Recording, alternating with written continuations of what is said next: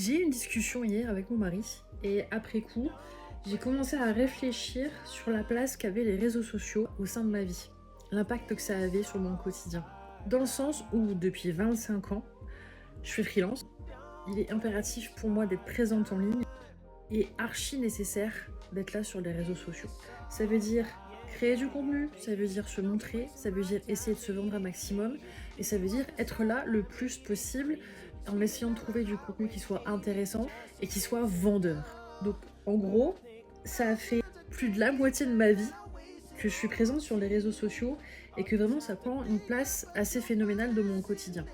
Et je me disais, si demain j'arrête ma boutique en ligne, sachant que j'ai déjà arrêté l'année dernière le freelancing concernant l'édition jeunesse, donc je fais plus le livre pour enfants, je prends quasiment plus de commandes, en même temps on m'en demande plus parce que j'en fais plus, donc ça s'auto-alimente, ou ça s'auto-tarie plutôt.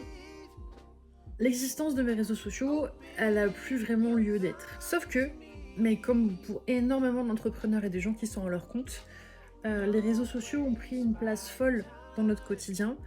Et on va pas se mentir, à chaque fois qu'il y a un like, qu'il y a un commentaire, qu'il y a un repartage, qu'il y a un nouvel abonné, nous, c'est un peu notre baromètre du fait que ça plaise ou pas, que les gens y trouvent de l'intérêt ou pas. C'est un peu la validation de notre travail à travers vos réactions sur nos réseaux sociaux. Et ça, on en est un peu dépendant. On est en attente de ces likes, on est en attente de cette validation permanente. Et on en est un peu accro. Enfin, moi, perso, j'en suis un peu accro. Et une fois que j'ai constaté ça, j'en suis légitimement arrivée à me demander, est-ce que je serais capable soit d'arrêter les réseaux sociaux, ou à minima d'être toujours présente mais à titre perso, et donc de ne plus partager ce que je produis dans l'optique de les vendre. Est-ce que je serais capable de continuer à dessiner juste pour moi, et pas dans l'idée tout de suite dans ma tête de me dire comment je vais pouvoir vendre ça, est-ce que ça pourrait être vendable, à quel prix, pour qui. En fait, il y a tout un système qui se met dans ma tête automatiquement dès que je dessine quelque chose, parce que je suis conditionnée depuis 25 ans à essayer de faire rentrer de l'argent par ce biais-là. C'est normal, c'est mon métier. À essayer à tout prix de monétiser même la toute petite chose que je dessine, en me disant voilà, en plus en tant qu'artiste, la vie est pas facile, je vous apprends rien, et c'est difficile d'avoir des revenus réguliers. Donc j'ai cette habitude là aussi d'essayer de monétiser tout ce que je produis.